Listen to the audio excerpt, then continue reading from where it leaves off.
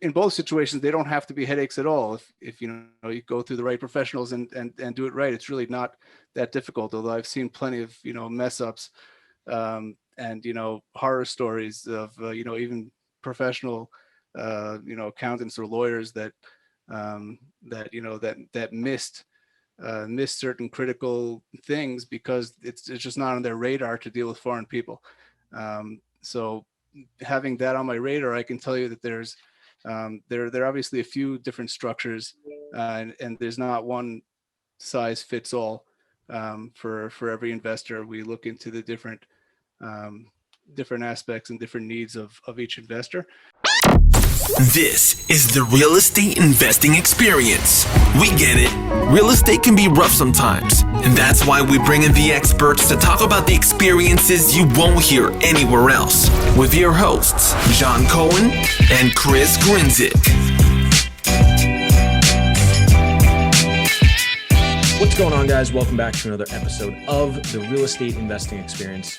I'm your host, Chris Grinzik, and with me, as always, is John Cohen. How are we doing, bud? We're hanging in there. We're making our biggest single purchase of vacant land. Ooh. Either next week or the week after. So that's what my life has come to, because you cannot find deals at decent pricing. But yeah, no, we're excited about that. But other than that, we're hanging in there. Details, man. Details. Give us a little bit. Come on.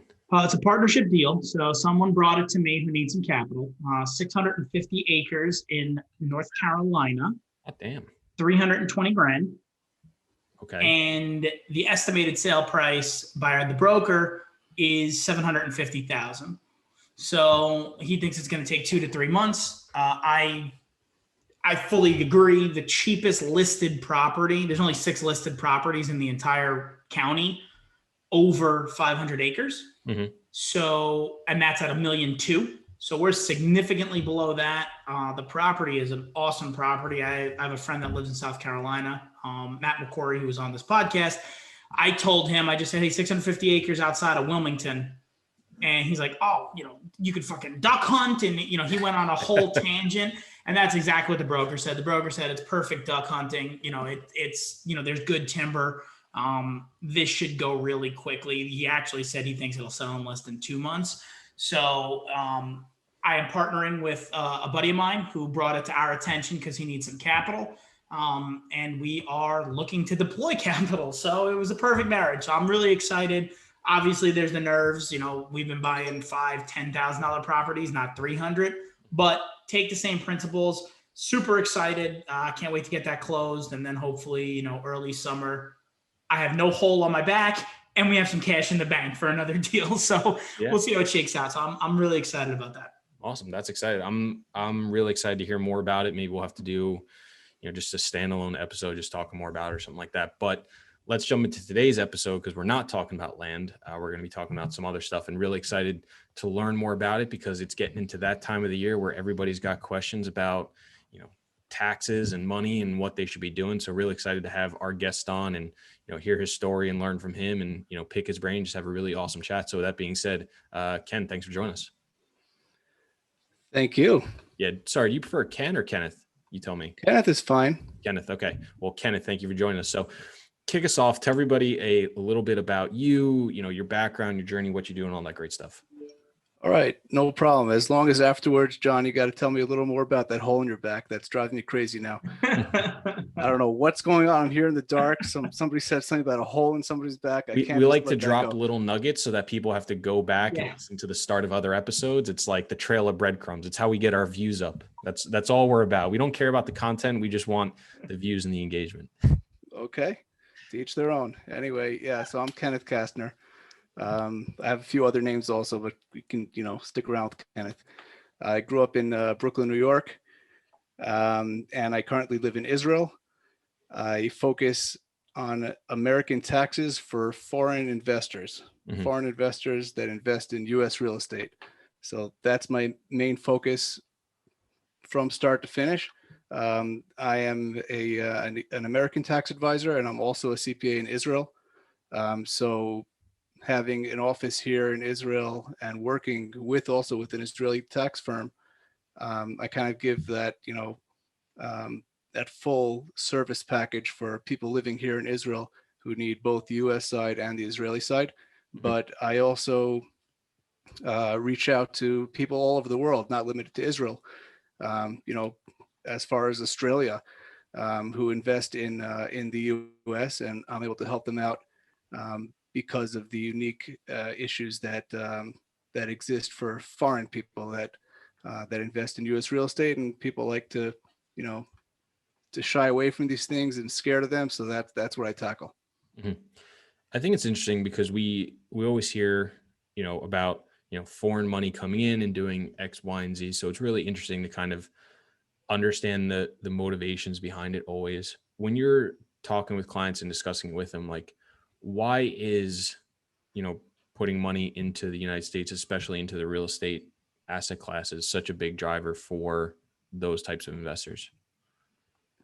I think they hear success stories from their friends, and they just want to hop on. Putting money, investing in in their local bank is not really getting them very far, Mhm. and they're always looking for ways to get their money to work for them. Mhm. And I'm sure there are people that invest in places all over the world, but they see what's going on in the U.S., especially after the about whatever 10, 12 years ago, when that whole economy crash, and afterwards they saw what people were able to do with that, and capitalize on it. And there are thousands of people just here in Israel, tens of thousands of, I don't know, maybe more, in this small tiny little country. So all over the world, I don't have the numbers, but Mhm. they're all flocking. Mhm. I hear you. And when you're talking with these investors and you're talking about the tax side of thing, what are some of the most important things you like to discuss with them as they should be considering, you know, investing overseas in the United States or other areas? Right. So the biggest thing is always to make sure not to pay double tax, right? Mhm. You have two countries involved at one tax, so you don't want to have to pay twice. So you have to be aware of that to avoid that. But I think, even going back before that, there are a lot of people who don't even realize that they have to file taxes in the US. It's like, I'm not sure what they're thinking. They have income from the US. And just people, there's not enough awareness of the obligation to file. And not only is it important to file if they owe taxes in the U.S., but sometimes, or very often, the way it works with real estate is that because they're foreign, um, they have to have their taxes withheld at the highest rate. Mhm. Hold on a second. Sorry. Um, and if the taxes were withheld at the highest rate, then if they don't file a tax return, they won't get their money back. So Mhm. essentially, they're leaving a lot of money on the table if they don't file taxes. So I think that's going back to the basics, educating people, make sure they understand um, everything that's involved, so that they don't have any surprises after the fact. Not that it's a bad thing, um, but always going in with that awareness is better than going in blindly. Mhm. So whose responsibility is it, in a foreign investor invests in the United States, deal performs, there's money left over to, deal sells, now there's time to distribute the profit. How does that, is it on the investor to, know what has to be withheld, or is it on the operator to send them all their money and they do it? How does that relationship work, for the education of our listeners and foreign listeners, so that, that mistake doesn't happen? Right. So that's a very good point, because the responsibility is on the person paying the money to the foreign investor. So you have the American aspect also, that whoever is in the U.S. And sending money out of the U.S., they're responsible to make sure that they withheld money for the IRS, because the IRS doesn't want to go chasing people all over the world. They want to make sure that they're going to get their taxes. So even if you have to withhold more than what they're supposed to pay, for example, if the highest tax rate is 37 and a whatever percent, but they'll really owe only 10 or 15%, you still have to withhold that 37%, give it to the IRS, and let the guy file a tax return and get the rest back from the IRS. The IRS doesn't want to have to go chasing foreign people. So that is very important, because the person who's responsible to withhold is the U.S. person. If they don't do it, then they're going to get sanctioned from the IRS with penalties. If they release all the money to the foreign person, they say, "Oh, sorry, I already gave it away." IRS is going to say, "I don't care. You owe me the money." So that's critical. I'm glad you brought that up. Are there any ways that a foreign investor can invest? And so, for instance, if Mr. Jones invests directly into the United States, it's with me. It's my responsibility to hold it back, pay the government, let the government give it back to Mr. Jones. What happens if Mr. Jones had an LLC set up in the United States, or a corporation, or what entity can be formed on United States soil where I give the money to the LLC, and now it's on the job of the LLC to distribute a pro rata, as opposed to me paying the government and then Mr. Jones filing his taxes? So is there any strategy or structure that you recommend people set up to avoid any headaches that could occur by either distributing too much or too little and then having a penalty? Right. There are different options, and the headache exists in both situations. It's just a different type of a headache. But in both situations, they don't have to be headaches at all. If you go through the right professionals and do it right, it's really not that difficult. Although I've seen plenty of mess ups, and horror stories of even professional accountants or lawyers that missed certain critical things because it's just not on their radar to deal with foreign people. So having that on my radar, I can tell you that there are obviously a few different structures, and there's not one size fits all for every investor. We look into the different aspects and different needs of each investor. But what I can tell you is that an LLC is not always going to be a blocker for that withholding. Okay, an LLC owned by just that one person is going to be a disregarded entity. It's going to be just passed through, disregarded for tax purposes. So that's something that you have to pay attention. If a foreign person has an LLC that he owns 100% of that LLC, okay, and that LLC owns the property in the U.S. Okay, so when he sells that property, you can say, okay, well, there's an American company here, there's an LLC, maybe I don't have to withhold, and that's not true, because you have to verify that LLC is really a partnership. Okay, if it's a partnership, then it has the status of a U.S. entity, and in that case, then if you're paying the U.S. partnership, then you don't have to withhold. Mhm. What's the other headache is that the U.S. partnership itself is going to have to withhold for the foreign partners. Okay, so it depends where you are on that line. Somebody's going to have to do withholding. It's just a different type of withholding and different timing, but there's almost always going to be that withholding issue. Awesome. Another question. So at the end of the day, before getting involved with any type of foreign money as a United States operator or a foreign investor, consult the right people to make sure your team, whether, your United States accounting firm understands this, because you don't want to make a mistake. Next question.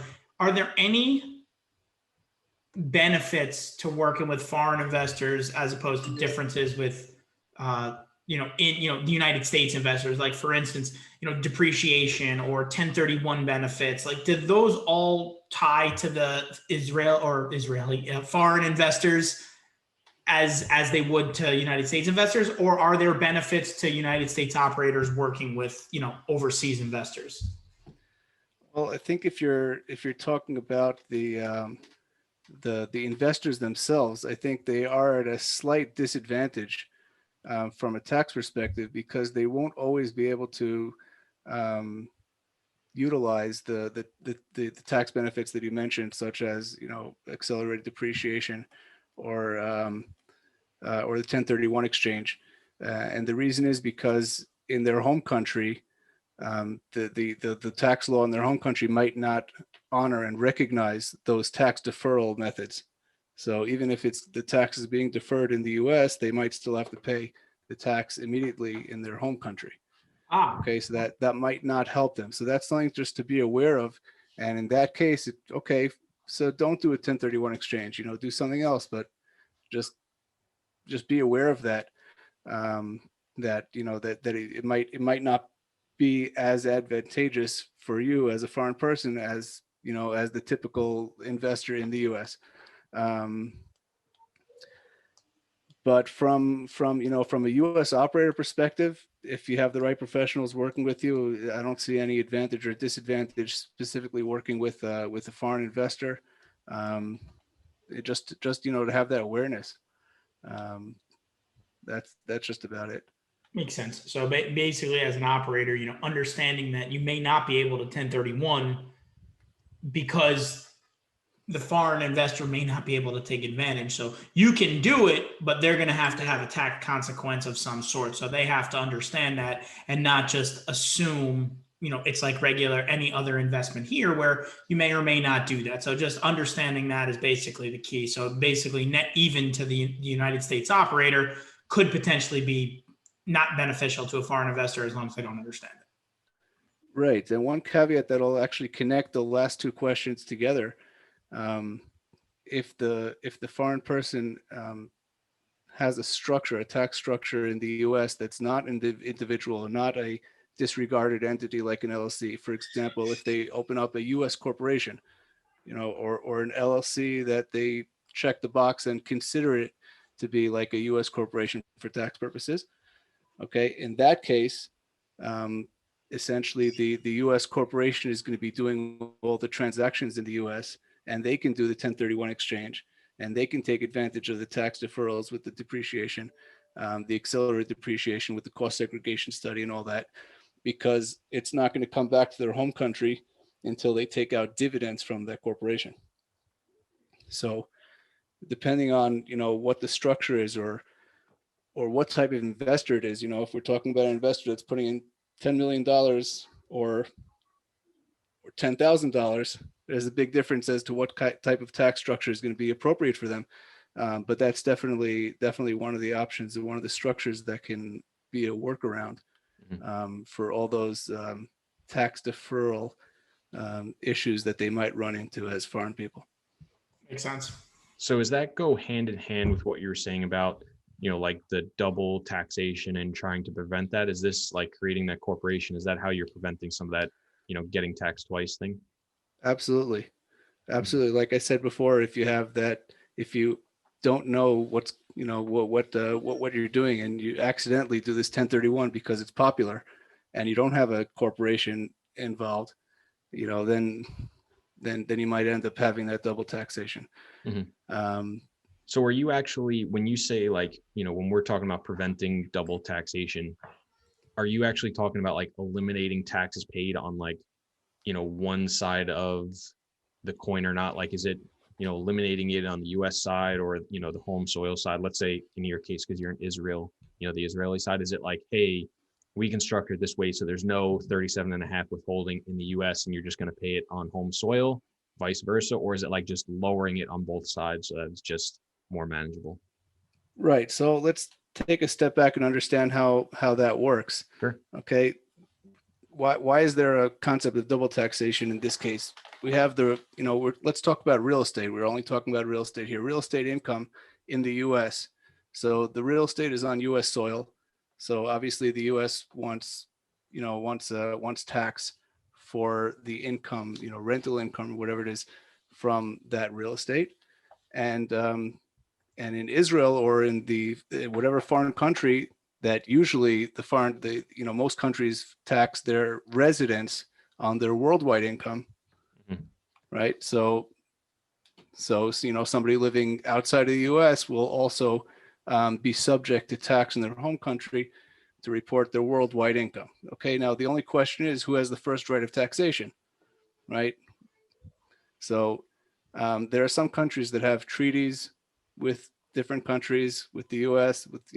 There's some countries that don't have treaties, so it's a little more complicated. But usually, even if there isn't a treaty, but especially if there is a treaty, when it comes to real estate, because real estate is something that's tangible and you can't take it on a plane with you, okay, it's connected to U.S. soil. So wherever the real estate is, that's the country that has the first right of taxation. So the US has the first right to tax it. Mhm. Okay. But if in the foreign country, the tax rate is higher, okay, then they would have to just pay the difference in the home country. It means they would get in Israel, they would get a full credit of that, whatever, 37% that they paid in the US. But if in Israel the tax rate is 40%, then they'll just have to pay an extra 3% in Israel. So it's not double taxation. It's just essentially paying the tax that exists in whichever country has the higher tax rate. But it's not, you're not going to pay 37% and then another 40%. Gotcha. That would be double taxation. Right. Do you ever see a case where the foreign country is at a lower tax rate, and then what happens in that instance? Absolutely. Then they get a full credit for the taxes they paid in the U.S. and they don't have to pay anything else. They won't get any money back from the foreign country because they don't owe them any money, but they won't have to pay anything additional. And then do you, we're talking about 37.5, but you mentioned earlier about getting the rate down to like 10 or 15%. How does that then play into this? And how do you even go about getting the rate down, or did I misinterpret what you were saying? Well, you might have misinterpreted it, but I think what I was referring to is 10 or 15% could be not for the rental income, but it could be for the capital gains at the end Gotcha. of the sale. Okay, so as we know in the U.S., if capital gains, if it's done right, the maximum is 20% federal tax. So and let's say in Israel it's 25%. Okay, so if you know that in your home country it's 25%, then you don't care what's going to be in the U.S. If you can get it down from 20% to 10%, it's not going to matter because you have to essentially pay your 25%. So it really depends on what country you live in. When you have two countries, you can't really play with the taxes too much, because if you lower it in one country, it's not going to really help you because you're going to have to pay the difference in the other country. So it's basically to make sure that you're not going to pay more than the highest tax rate, than the tax rate in the higher country. And how much when you're looking at tax strategies and lowering in one versus lowering in the other, how much then does currency valuations against let's say the US dollar, and I don't know what the currency in Israel is, how much does that impact decision making on what the strategy is?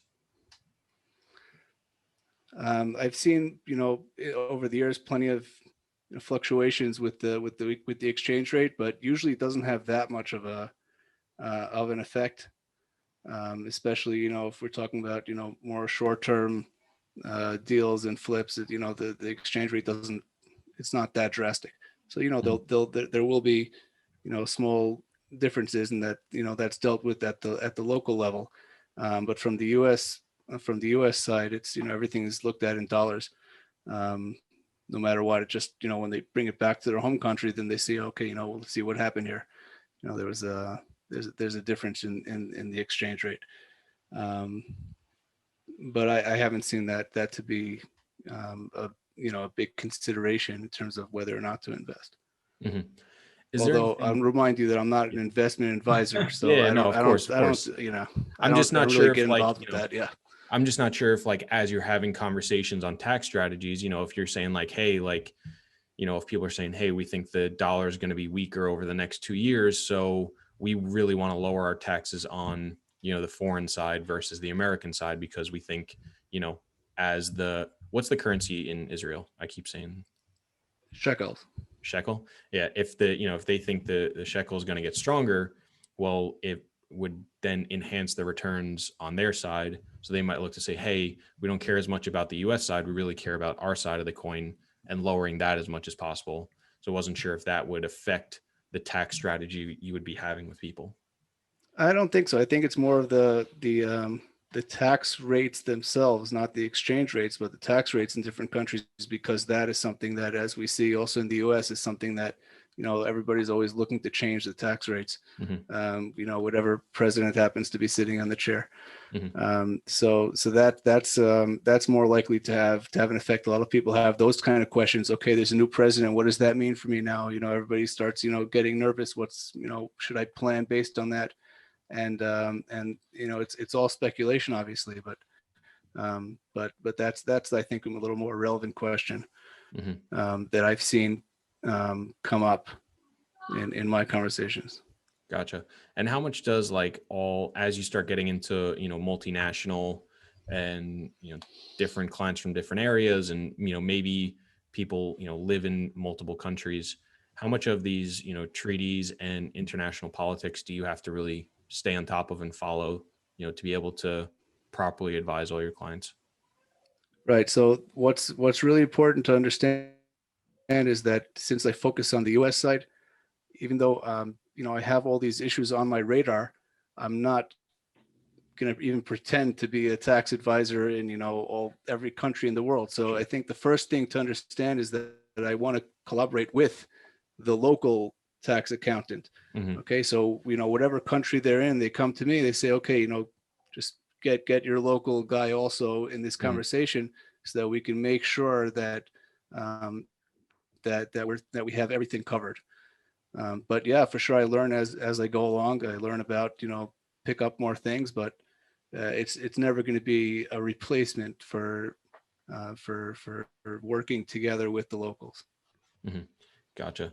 And what are some things that on our side of the coin, right, as U.S. operators maybe raising money from foreign investors, is there anything that U.S. operators can do that can simplify the process, make it easier for foreign investors to invest, that might make it an easier time to raise capital or have that conversation with people from, you're obviously just on the tax side of things, but is there anything that we can be doing better that maybe we have a misconception of that would make that process easier? Well, there's another thing that's not necessarily tax related and not necessarily investment related. It's more like bank related. There's a lot of regulations with the banks and transferring funds between countries, and it's not always the smoothest thing to to say, okay, I'm transferring a few $100,000 now to someone in a different country. They're always going to be worried about money laundering and funding terror and things like that. So they might have to get basically a letter from their accountant or something, to say that they're up to date with their taxes or things like that. But there are ways to kind of not exactly get around it, but there are people and companies that deal with essentially going a little around the bank. Okay. In a 100% legal way, but it helps streamline the process. So maybe offline, if I remember some of the people that deal with that, I can let you know. But they're definitely that's definitely something that popped into my mind when you asked that, and helping things get streamlined, having a process set up that they don't have to get stuck at the bank point, when they want to transfer the money, and everything is deal is about to happen next week, and all of a sudden you have all this paperwork and regulation issues. Gotcha. So that's something to pay attention to. Makes a ton of sense. And how has, with, I don't know, with tax season on our side being in the midst of it, we're at, it's April 20th, so we're right in the thick of it. How has COVID impacted, the tax filings for, both in the US and going from the US to foreign countries? And, are things crazy delayed? Are things backed up? Have things just been up in the air? What's that process been like? Everything's been delayed. Everything's backed up. It's been a nightmare. Everywhere in the world, obviously. Just what day is today? I think just 2 days ago, here in Israel, they just took away the requirement to wear a mask in public. So now I feel a little breath of fresh air. So we're starting to feel that we're getting out of it, but there's still definitely a big backlog all over the place. Obviously, I deal with the IRS a lot, and the IRS is still way backed up, not just because of COVID, but also because of the changes in the tax law that happened, right before tax season started, and they had to update a lot of forms and a lot of different things, and the economic impact payments and everything that they're going through. It just takes time. So people have to have a lot more patience than usual uh, at this time. Even at this time, I don't know when they're going to get back on schedule, if at all. But patience is a virtue when it comes to taxes and the IRS. There's Sure. nothing to do about it. So are there any consequences that are coming of that, or is it just, hey, we just got to do late filings and it kind of is what it is type of thing? Yeah, the late filings could be a problem because then you get into penalty zones, right? Um, I had um, an issue recently with an LLC that was formed in 2020, and we applied for an EIN. And when it comes to foreign people, you can't apply for an EIN online usually. Mm-hmm. You have to file the form called SS4 by fax. Okay. Okay. And usually they have a turnaround of between a week or two, and they send you a fax back with the EIN. Mm-hmm. All right. But because of this backup and everything, it's been weeks and months. And we didn't get it back, and we called the IRS and we waited, and then we got something back, and it wasn't they weren't able to read it, and we had to send it again.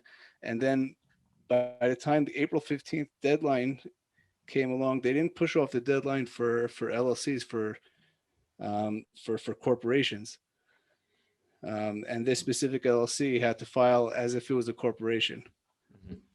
So we couldn't even properly get an extension before April 15th. So we just have to hope for the best. And if they come back with penalties, we're gonna have to try to fight that out. But it's definitely causes more headaches and heartaches 100%. because of it. Absolutely. Mm-hmm. And you brought up the administration change as well, and the changes to all the tax laws and stuff. Are you guys changing, some of your advice or counsel or strategies for your investors as these things change as well? Or is it just, kind of got to roll with the punches a little bit? Yeah, I think for foreign people, there are not going to be that drastic changes as you'll experience with Americans. Like I said, especially if even if they, they're talking about getting rid of the 1031 exchange. Like I said, for many foreign investors, it's not relevant anyway. Mm-hmm. They're talking about lowering the estate tax threshold or exemption amount for Americans, but for foreign investors that have assets in the U.S., it was always only $60,000 of exemption for estate tax. There's always been that issue, and it's not gonna really change. But that's definitely something that that we pay attention to, regardless. That we didn't talk about estate tax, but that's another stumbling block for foreign people, because basically, if they don't do anything proactive about it, they just have to make sure not to die while they're investing in the U.S. It's funny, but it's not, because $60,000 of exemption is not going to really do you much good. So there are ways around it, but again, it depends on how much you're investing in the U.S., because some of these options get expensive if we're talking about different corporate structures and trusts and other things like that. But they're more simple solutions is to get an life insurance policy, additional life insurance policy that would essentially cover the amount of estate tax if you happen to die while you're investing, so that 40% of your assets don't go to the IRS before they get to your kids. Yeah, so that's definitely something that foreign investors have to be aware of. And like I said, it doesn't have to necessarily deter them from investing. They just have to be aware of it and pick what the best option for them in terms of getting around it. Do you find the U.S. creates a friendly environment for foreign investors, or do you feel like it's really tough to work around all this stuff, and it's actually like a pretty big hurdle for people to invest as foreigners? Well, that's why I'm here, right? That's exactly what I do in my business. I make that big headache, you know, just be a lot more simple for the investors, because if they try to do it themselves, yes, they might have a heart attack at a young age. I'm not joking. Take for example, every foreign investor, if they're investing as an individual, or even if they're investing as an individual in a partnership or an LLC, they have to file their own tax return. They need a tax identification number. They don't have a social security number, so they need to get an ITIN, individual taxpayer identification number. Okay, so theoretically, if they want to do it themselves, the IRS expects them to fill out a form and mail it to the IRS together with their original passport, their real live passport book. Mail it to the IRS. And we're talking about all the backups and everything, even without any backups in the IRS. Who wants to send their passport, by mail to the IRS, and good luck getting it back? So the IRS has appointed agents all over the world called CAAs, Certified Acceptance Agents, that are able to identify the applicant without having to travel to the US, without having to send their passport to the US. The CAA looks at the passport, makes a photocopy of it, gives it right back, and then sends the form with their signature to the IRS. This is not a notary service. You can't use a notary service for this. It's a special CAA. I happen to be one of them, so I know. But it's definitely not something that you want to start dealing with on your own. So, gotcha. No, that's huge. That's a crazy point that I would have never known about. Do you think so? Obviously, foreign investor, good to talk to somebody like yourself. As somebody that is like John and I, raising money from investors, and oftentimes foreign people will reach out. Is it good for us to have conversations with you as well, or someone like you, as we're raising money? Or is it really, as foreign investors come to us, we should point them in someone like yours direction and say, hey, make sure you have a conversation with them first before you invest money, because we don't want you to get screwed or get holed up, or have your money tied up in the States? Absolutely, both answers are correct. Like you saw at this conversation, there are things that have to do with the foreign people. There are things that have to do with awareness from the operators in the U.S. Everybody has to be aware and on the same page. So I would definitely encourage anybody that's either a foreign investor or planning on dealing with foreign investors to definitely have a conversation with somebody who's knowledgeable and get educated. To make sure that there are no surprises after the fact. 100%. Now, got to make sure you have the right people in your corner. Make sure you got everything tied up and buttoned up, because cheaping out will lead to expensive things in the future. So definitely make sure you do that. But I think that's a really, really great place to wrap up. So Kenneth, thank you so much for coming on and sharing your knowledge and insights. If people want to get in touch with you, learn more about you, all that great stuff, where can they do all that? Best place to find me is on LinkedIn. But send me an email, phone call, my website. I think you guys have that all. If not, we'll send it over. You can put it in the notes. Yeah. But if not, just Kenneth Kastner on LinkedIn. Find me right there, and you'll enjoy what I post also. Perfect. Guys, definitely go hit him up if you have questions or want to get more information, because this stuff is important. Like you said, you don't want to lose a big chunk of your money to the IRS or any, taxes or government or whatever, if you can avoid it. So definitely go hit him up. And thank you, everybody, so much for listening to this episode of the podcast. If you're not already subscribed, it would mean the world to John and I if you would do so. And if you are, please send it to someone that would get a tremendous amount of value from this episode. Kenneth, once again, thank you so much for coming on, bud. This was awesome. My pleasure. Thank you, guys.